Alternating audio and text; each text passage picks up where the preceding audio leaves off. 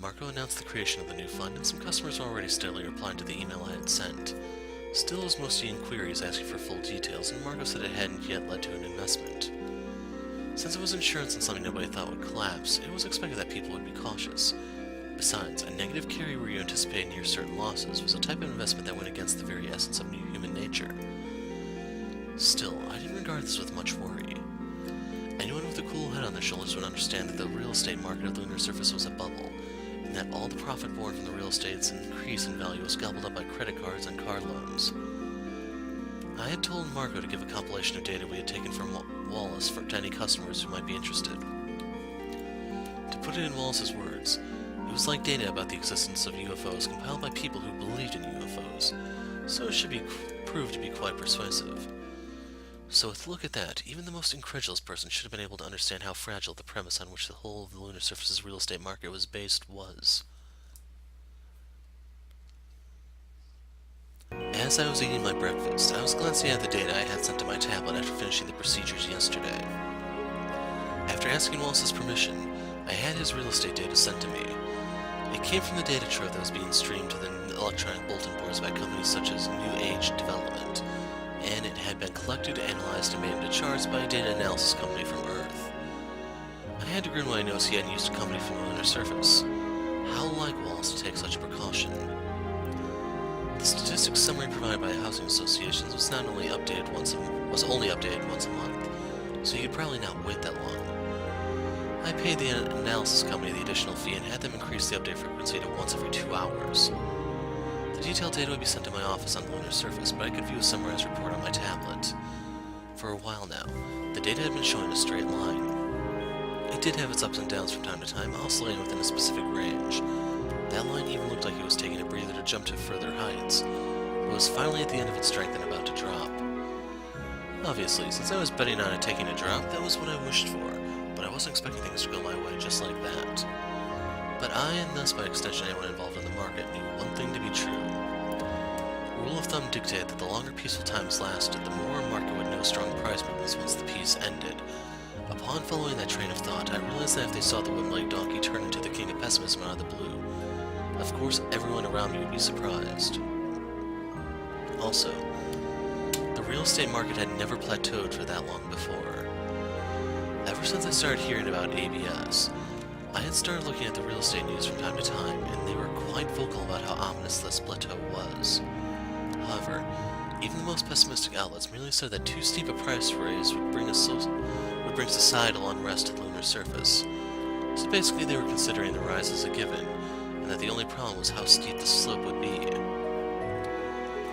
Didn't they know that anything with a price would undergo ups and downs? Or had they forgotten about that part of themselves that knew prices could drop? Any cautious person behaved in a way that enabled them to eliminate most unknown knowns and situations. That was in order to avoid a situation where afterwards they would regret and say, and I was well aware that if prices go up, they can also go down dejectedly. People who made these mistakes were the first to have things blow up under their asses, and were also the first to be blown away. This kind of transaction is going to have a bad influence on me. I realized that as I was glancing at the real estate market prices, I was basking in a dark joy. Loss and gain were not the same. Humans were living creatures, and as such, whenever humans were involved in something, it was impossible for them to act rationally 100% of the time. One couldn't invest if they feared risks, and one had to be a sourpuss in order to be able to do short selling. The success of my strategy and Wallace's, just like it was for Avalon, would be made on the losses of a lot of people. Even this would merely be the result of their greed and ignorance. It was an indisputable fact that profits would be born from the losses of countless people. And for my own sake, I put an end to that dilemma. I accepted this fact. Therefore, I had no reason to stop here either. I would just follow the system of the market and do all I could to the extent I could. However, even as I started telling myself that, I had to admit I still couldn't do away with the pangs of my conscience. Reflecting on how my mental weakness was pathetic, and while it would not be an atonement, I decided to call Risa on the phone and ask her to take care of things regarding Wallace. I see. Got it. Leave it to me. Thank you. Risa accepted Wallace's request immediately. I relaxed a little with the knowledge that Risa would take care of this, but her tone changed suddenly when we spoke again. However, I've heard that you've been plotting something. Is this true? It seemed that Marco had spilled the beans to Risa. But while that was a possibility, it was also likely that Risa had forcibly gotten it out of him by taking advantage of his low self-confidence. Marco was incapable of keeping a secret from her. It's true that I'm planning something, but I don't think it's such a bad thing. Marco seemed to be somewhat perplexed by that, though. At that, I sighed and told Risa the same things I said to convince Marco. I'm shocked. And here I'm so happy because your way of speaking has finally improved. To think you've been using that to trick people now. If I fill you in, though, there's no going back. After I said that, there was a stolid silence on Risa's end, which was a rare occurrence. Apparently she realized that, if I told her, the conversation was going to veer into serious mode. Did you talk with someone? With Eleanor, face to face.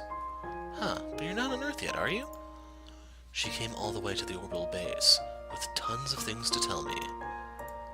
Also, there were tears. At my words, the line went so silent that I nearly thought we'd been cut off. Huh? What? Whose tears? Because of who? Mine, because of her. I wasn't sure why, but I felt some petty pride at that. As I wondered about that, I could hear a funny sort of confusion in Risa's voice. Sorry, I just can't really imagine that happening. I was thinking about how, to me, she was a comrade in arms.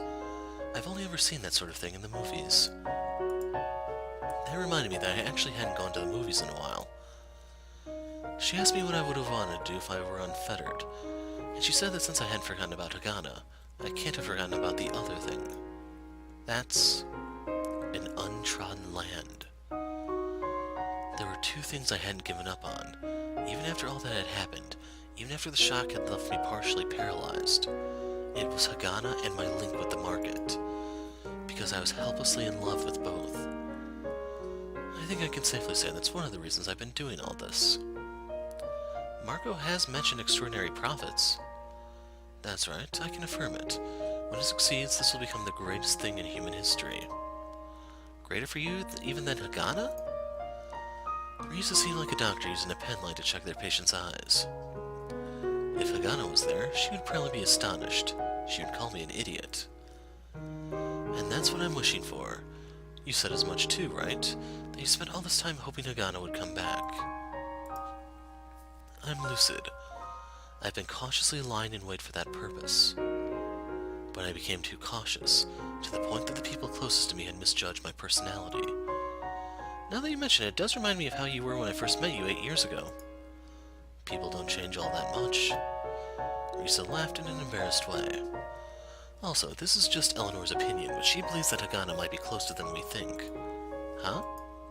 Does that ring any bells? My sudden question seemed to have confused Risa. Hagana? Closer than we think? You don't know either, huh? I don't, but I'd already given that some thought. Huh.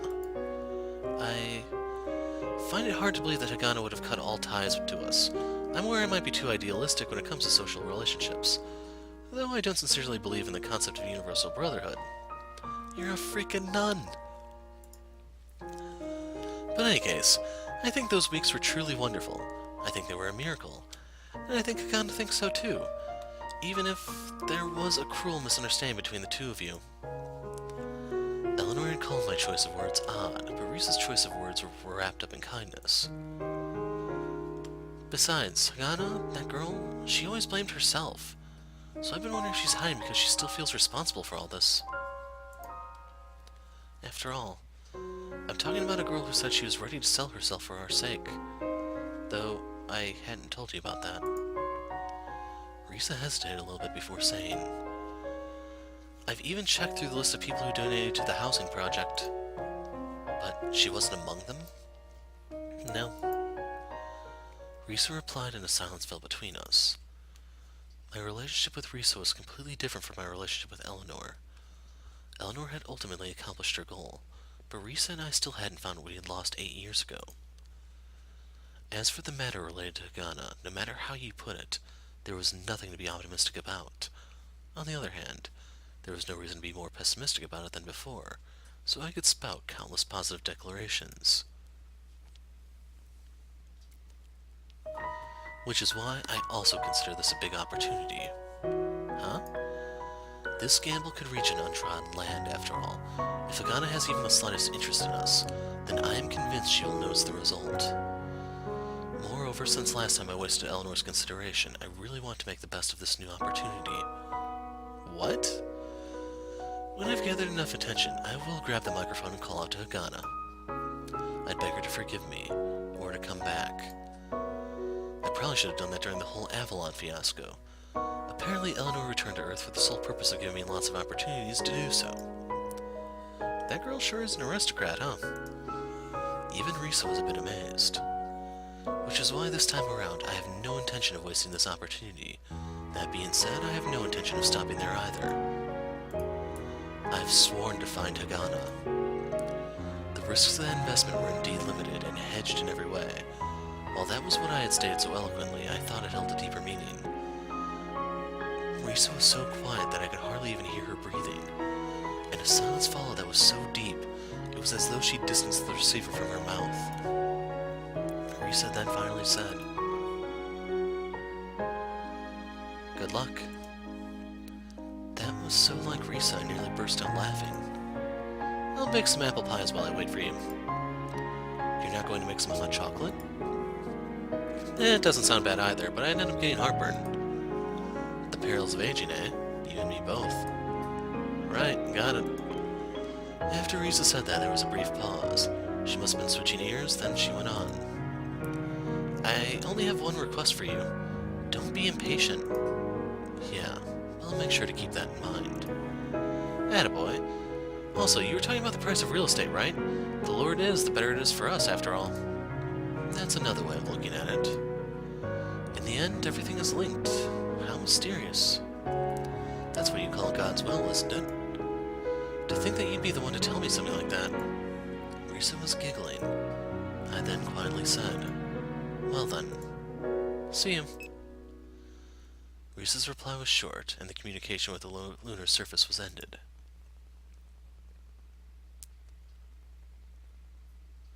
Everything was tied to the future, and everything converged towards one goal. I was almost willing to believe that God himself had arranged this. I spent a few days at the Orbital Base's hotel. There were too many people traveling to Earth from the lunar surface, so I was waiting for an opening in the Orbital Base's gravity training facility. Freed from the routine work of the office, I finally had an occasion to notice just how much stress I was under.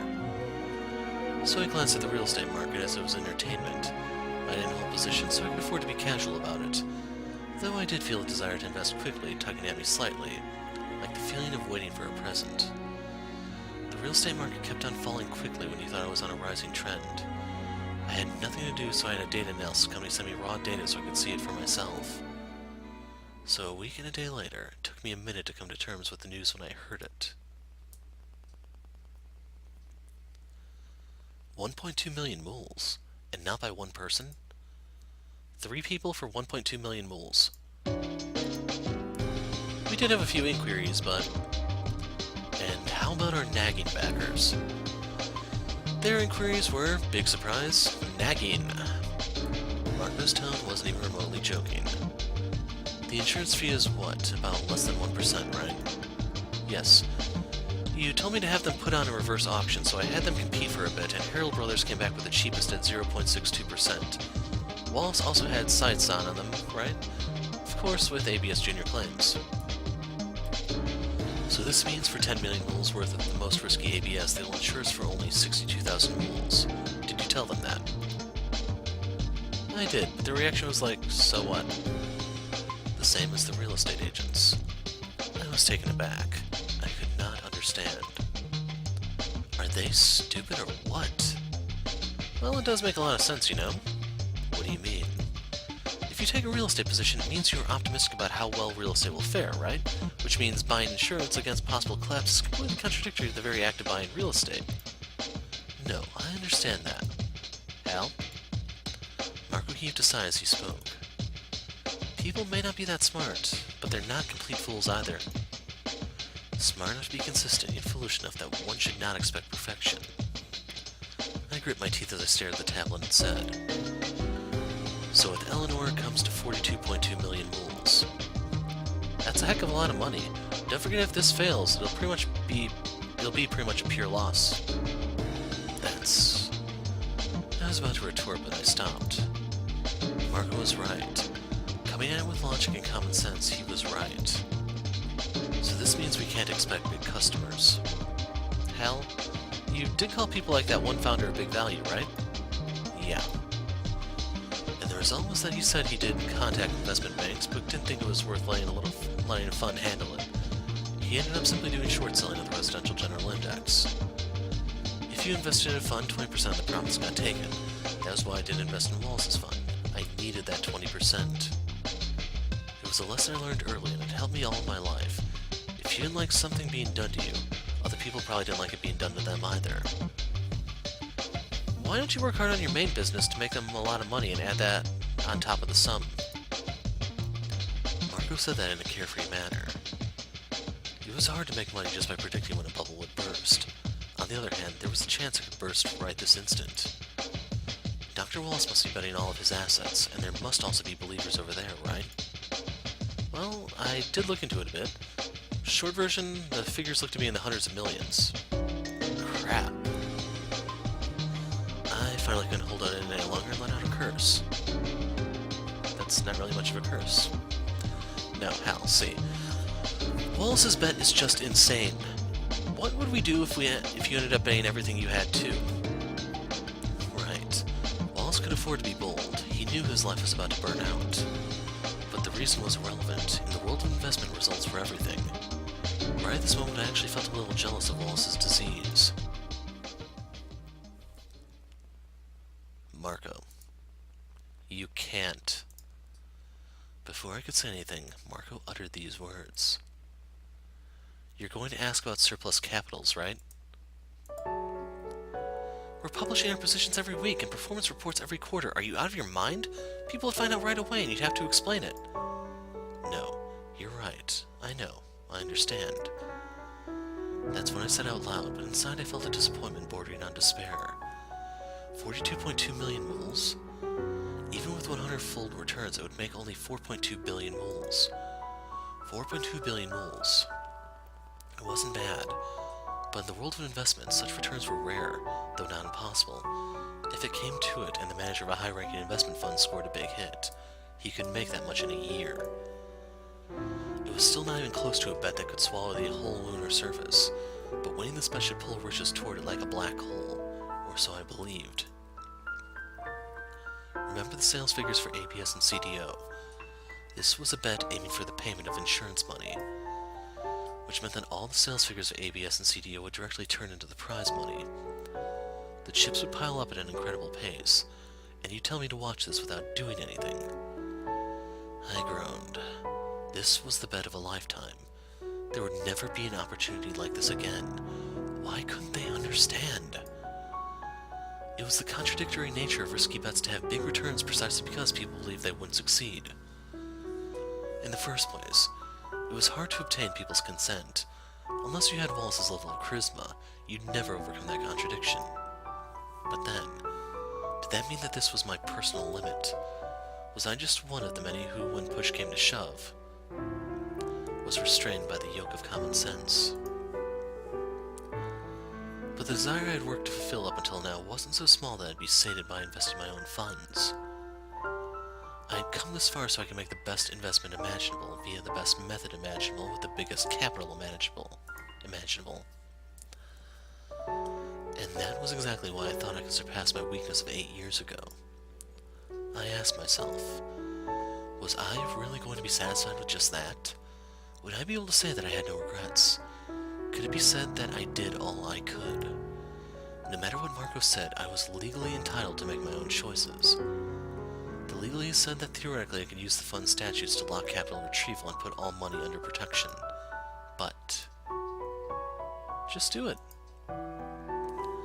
Eleanor's words resounded deep in my ears like the sweet temptation of the devil. Shouldn't I push ahead? Just as I dragged Eleanor to the far end of the lunar surface, shouldn't I drag all those people investing in a wooden-legged donkey to the far end of the world with me? Boasting that them trusting their money to me was the end of their luck. I suddenly gasped, raising my face. That's right. If I was to say I had absolute confidence, then there was still one more option open to me. I had absolutely no need to be as obsequious to rich people who couldn't even decide whether to buy or sell. There was a better place to do that. And a lot of people on the lunar surface used to do just that. Marco, I've got to go. Huh? I'll be doing as I please with my own assets. Hal, I have a very bad feeling about the... I cut the transmission and I'm listening to the end of his sentence. Yes, if I was to do something with my own assets, he wouldn't mind. Marco himself said so. Why didn't I make money with my own main business and invest that? I'll do just that. I punched the number into my tablet and pushed the call button, but I would use a methodology befitting an investor. And as the call connected, I uttered these words. I remembered something I heard a while back. What? Please introduce me to your investment division. I have collateral. I will yield 49% of the rights to our fund. Excuse me? I want you to lend me money.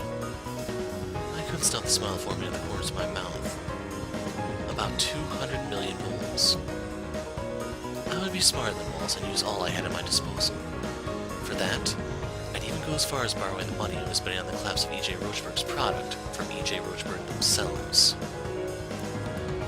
People who didn't know how the world worked might say no one would ever do something so preposterous, but remember what Karl Marx said. This is about the rope, I imagine? The last capitalist we hang shall be the one who sold us the rope. If Agata were here right now, she'd have looked at me wide-eyed and said, Are you an idiot? Yes, I'm an idiot. And this was a place where you fought to decide who was the biggest idiot. I'm going to have to bring this up to the investment division, you know? Are you really sure? When she realized I wasn't joking, Chris lowered her voice. I answered clearly. Of course. The world of investment, where you couldn't see what would happen next. This feeling of plunging down from on high. I remembered how I used to run around freely over other people's rooftops 8 years ago.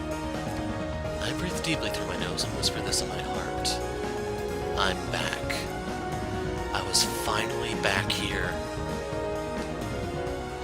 I gazed out the window of the hotel. Before my eyes, the vastness of space unfolded before me, scattered with unexplored stars. Go down to Earth. The words prisoner of gravity were quite fitting. How could I let my body be bound by gravity when I was so full of excitement? It was ridiculous. As soon as I ended my conversation with Chris, I started setting things into motion to return to the lunar surface. There was no way I was not taking part in this insane bet in person. My worry lasted for a few seconds at best. I was sure that Risa and Mark would be dumbfounded, but I knew that Eleanor would cheer me on with a smile. So when I called Eleanor, who had gone ahead back to Earth to tell her what I had done, I felt like I was calling home to brag about a good grade. I think you should just do as you please. Eleanor was giggling. I wanted to be back on the moon, even if I had to run all the way there.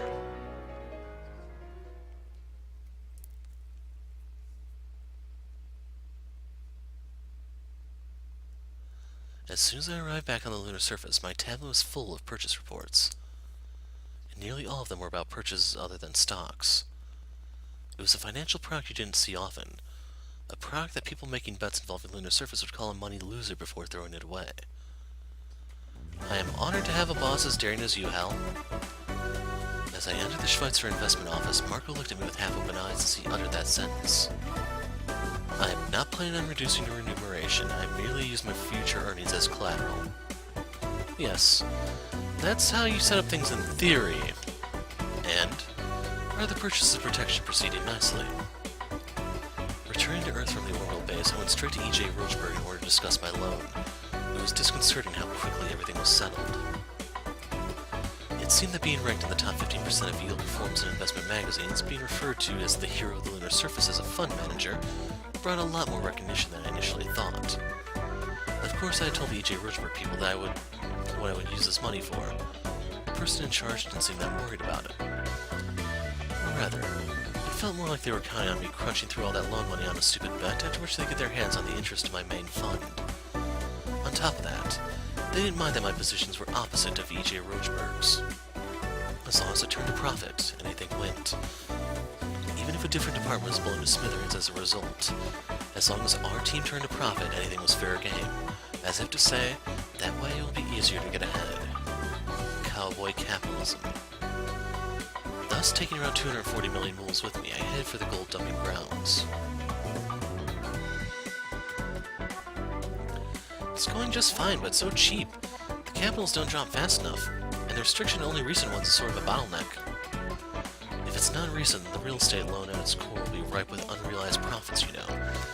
Even when the price does end up dropping, there is a risk they'll be able to sell at a very high price and repay the loan in full. But if it's brand new, then it must not have taken a price rise yet. If anything happens, these ones will outright collapse first. Hell, your thought processes are becoming more and more like the doctor's. Well, there is only one truth after all. Even if I had started from another place, I would have reached the same destination. Though if you look at it that way, it means I'm just playing second fiddle to him. But your plan is to use that position to make it work, right? Marco shrugged as he said this. He might be too disgusted with the sinfulness of this race to decide who is greediest. But this is not the kind of transaction we can keep on doing leisurely. If we can keep them running for 2 years, no, a year and a half, then that will be enough. Gather about 100 million mules in one go. I'd like to put yourself in the shoes of the guy handling the phones. As he was grumbling, Marco picked a phone call that was from pending and started negotiating. Even though he might have been reluctant, he'd straighten up when it was time to settle a deal, so he was reliable. As I seated myself, I took a deep breath, filling my lungs with the scent of the office I had not smelled for a few weeks. It might have been because I had left the lunar surface, even if it was just for a short while, but this atmosphere felt extremely nostalgic. The inside of my head felt completely cleared and refreshed. Right now, I was, without a doubt, investing. At this joyful realization, I felt blood pumping in the tips of my fingers. I turned on my display. I started working, filled with the passion I'd forgotten for the last few months. In the 2 weeks that followed, the protection was so easy to obtain that it was funny. From the seller's point of view, they didn't have to give you anything and they got cash, so the salesmen gathered around it like dromedaries around an oasis. Confidentiality? We do that, of course. The protection included in the brand new security is composed of many loans. Sure, we can look that up. So what do you think? We'll add the protection for our mezzanine claim as well, so please purchase from us. Apparently, they fixed the price of this protection in a random way. When I bought 5 million mules of protection against junior claims, they actually gave it the same protection they give mezzanine claims, which are safer than junior claims. Marco spoke in a dumbfounded tone. According to the places where salesmen have been quite talkative, the second most secure mezzanine claims insurance rate on the market would be 0.25%. This apparently was just a facade. They said that since nobody bought it, there was no actual price set on it. Even the protection against the most dangerous junior claims could hardly find a buyer when it went on the market. So if a weird client like me bought this protection, I could get as many extras as I wanted. Besides, since those protection extras were just data, they cost the bank even less than, say, complimentary tissues. If it didn't cost them a penny and it added them customers, then there was no problem asking for as much as we wanted. Rather than negotiating poorly, it might be better to go this way. But in terms of ranking, mezzanine claims are on the same level as national bonds from a developed country. Which means that the expected value is infinite. They're giving it away for free after all. By your logic, what kind of risk does an infinite return involved? As I was working on the main fund, I raised my head and told Marco. It's as risky as having to withstand being called an idiot by your own subordinate. Are you angry, Hal? Nonsense. I'm having fun. Marco, looking disgusted, finished eating his candy and went back to making calls.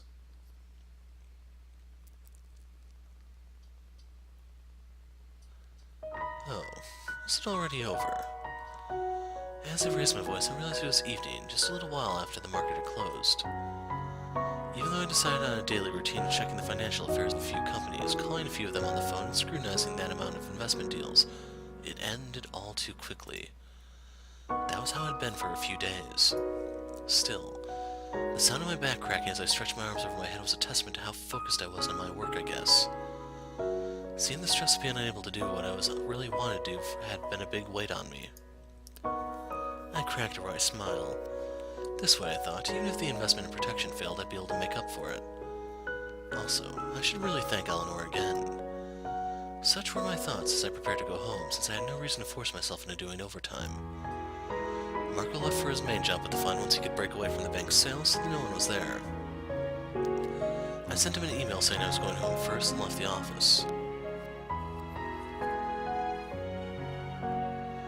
As I left the building, the lunar surface dome was reflecting a sunset, the time I like best.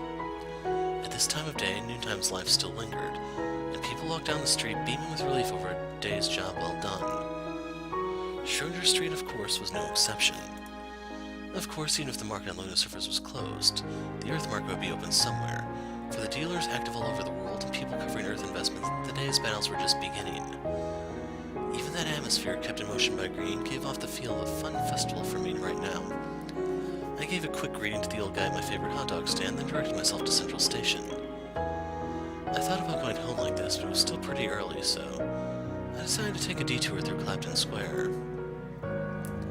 It was full of people going home, tourists enjoying the nightly lights up, nightly light-ups, and people eager to spend their hard-earned money, laughing like they would never stop. I went through the mall attached to the station. When I reached a calmer area, I decided to take a break. When I'd come here 4 years ago with Chris, she was astounded by the number of people, but there seemed to be even more now. I smoothed my clothing, which had become rumpled in the crowd, and began walking at a more relaxed pace.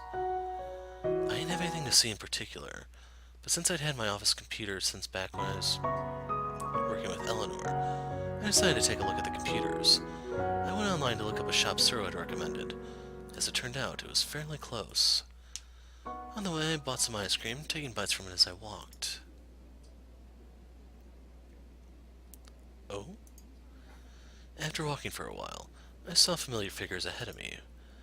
2 people looking passionately at the various unorganized products on display in the front of the store. Even though I was right behind them, they seemed unaware of my presence. They both gushed endlessly, spouting technobabble that was lost on me. Suro, Chris. As I called out to them, they finally noticed me. Oh. Oh, Hal. Did I bother you two on your date?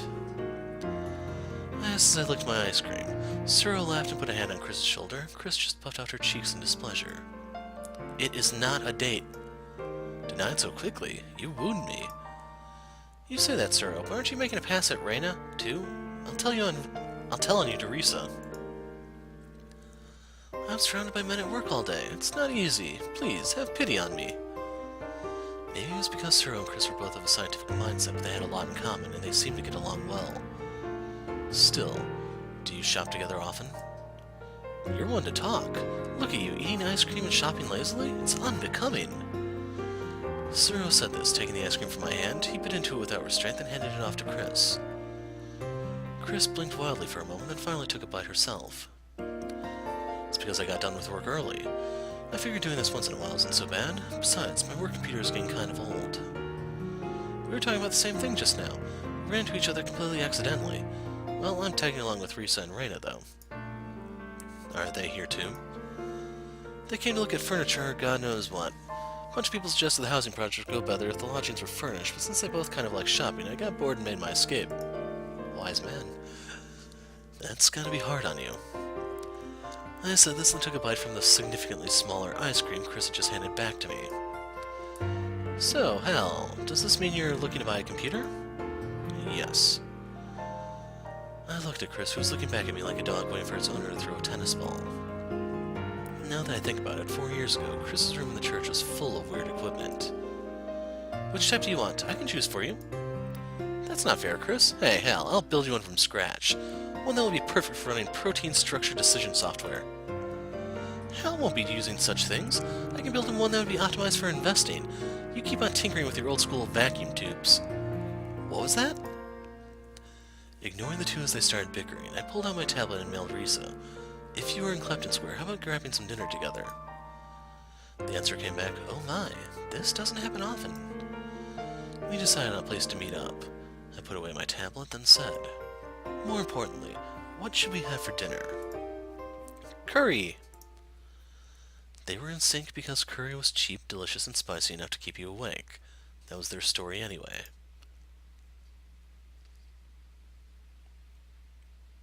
Aw man, I was hoping for a CG. After eating at the Indian restaurant we'd gone to with Margot, we went to a cafe from which you could look down upon the Grand Hall of Clapton Square. Since Drew had excused himself to take a look at a work-related phone call. I hope you guys don't hear that rain in the background. Yeah, it suddenly just started hammering. I think the microphone might actually be picking it up. Since Drew had excused himself to take a work-related phone call, Chris accompanied me to the counter when I went to put in everyone's orders. It's been a while since we last did this, hasn't it? Oh, really? I continued my answer. Right, after all, there was a certain someone who left in a rush saying that she was going to live freely and she never comes around anymore. Well, I'm so busy. And I'll bet it's fun too. But Risa can't understand, no matter how many times I explain it to her. Hal, are you with me or against me? I'd be your enemy, position-wise. Then you're an enemy. A loathsome enemy. Saying that, Chris deliberately plastered on a sullen expression, then heaved a sigh. I heard about you doing dangerous transactions with the money you borrowed from us. I thought I had told them I wanted absolute confidentiality. About that, only our team has heard about that. Huh. As I questioned her back, not understanding what she meant, Chris looked at me with somewhat vengeful eyes. If I've been busy lately, it's your fault, Hal. Because you're up to weird stuff. They think there was a calculation mistake in our risk management. We've been asked to redo every calculation. Today, I finally got free of that. That's good. Did you realize how right I was? Oh, Hal, you meanie. Chris stuck out her tongue at me and, taking our orders, walked off quickly. Even though she was my opponent in a fight where money weightier than people's lives was at stake, like I wasn't even aware this was a word. We could spend time together like this outside of that. Crossed my mind just how risky a business we were caught up in.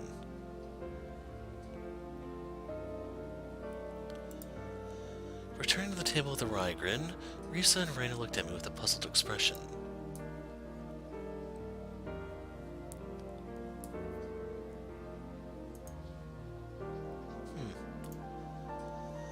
Just then, a light show started in the Great Hall. It was mainly intended for tourists, and I had heard about it, but it was flashier than I thought it would be. They had never done fireworks on the lunar surface, but I guess they'd look something like this. Chris and Raina picked up their drinks and walked to the next railing over for a better view. How in the hell is the rain getting louder? I can confirm that the microphone is picking it up right now, unfortunately. Like, this sound graph is responding to it. Kinda tempted to take a break. The only ones who remained at the table were the two who couldn't be bothered with such things.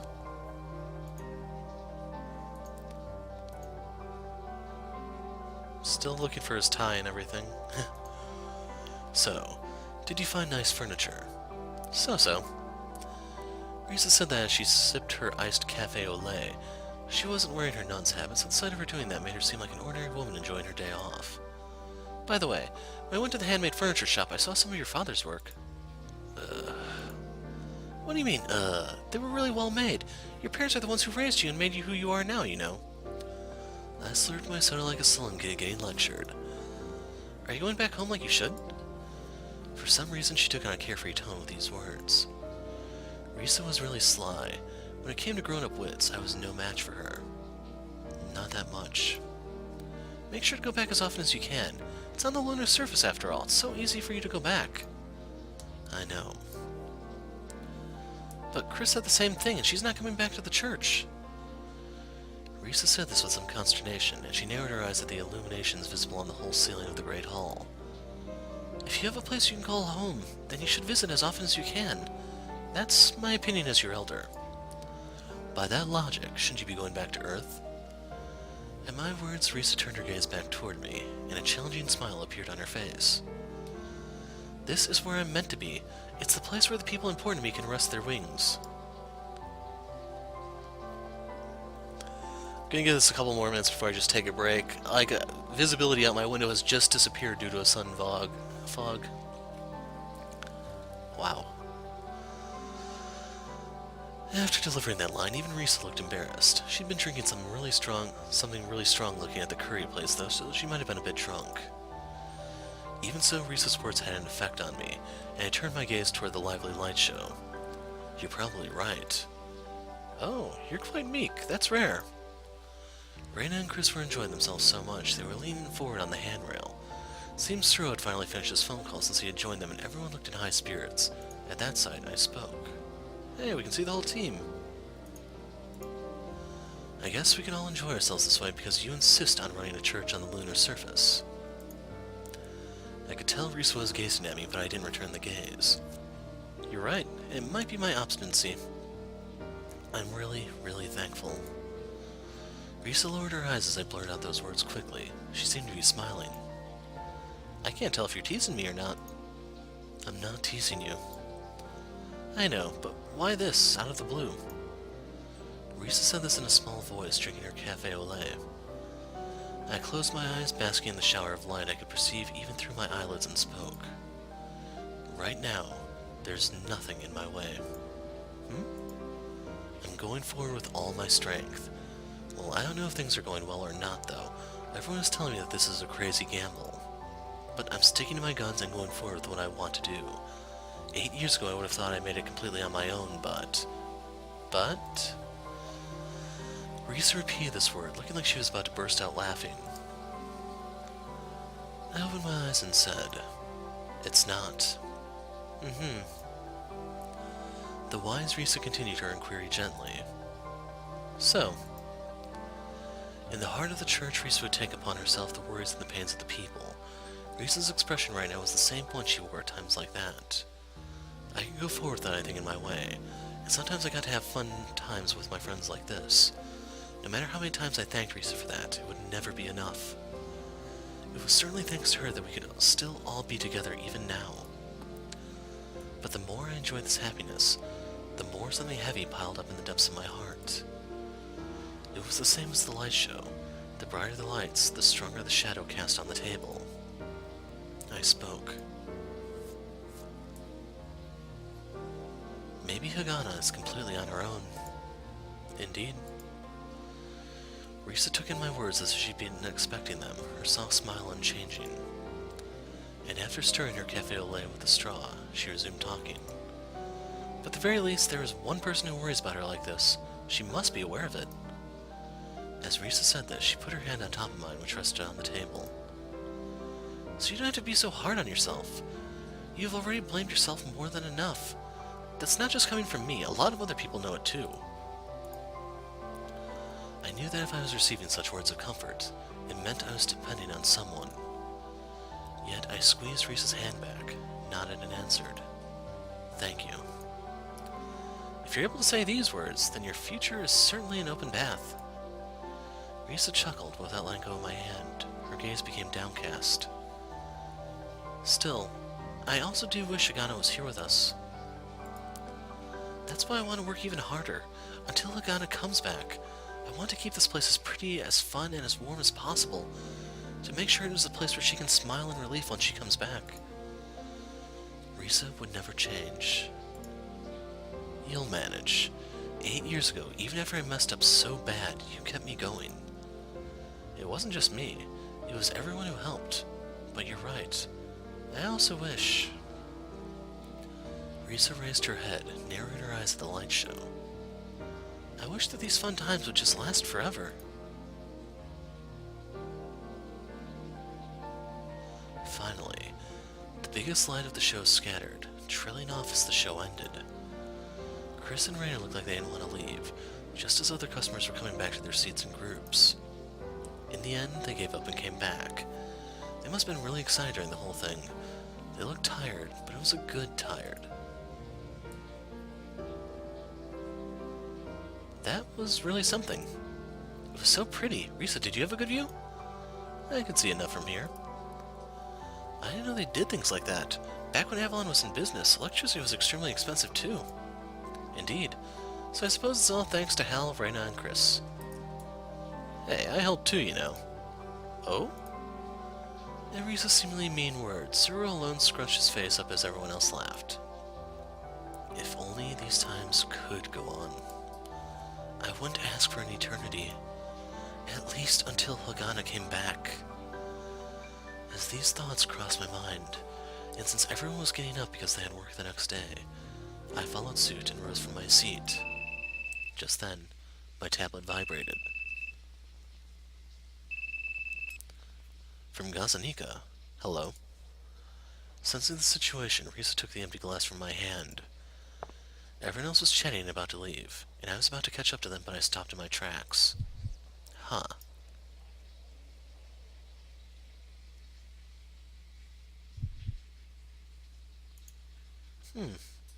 This one might be interesting.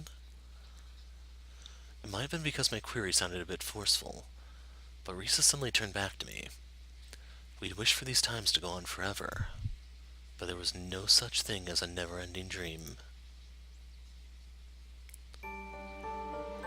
Right now, we can't foresee what could happen. We might need your help. On the other side of the receiver, Gazanika was bellowing.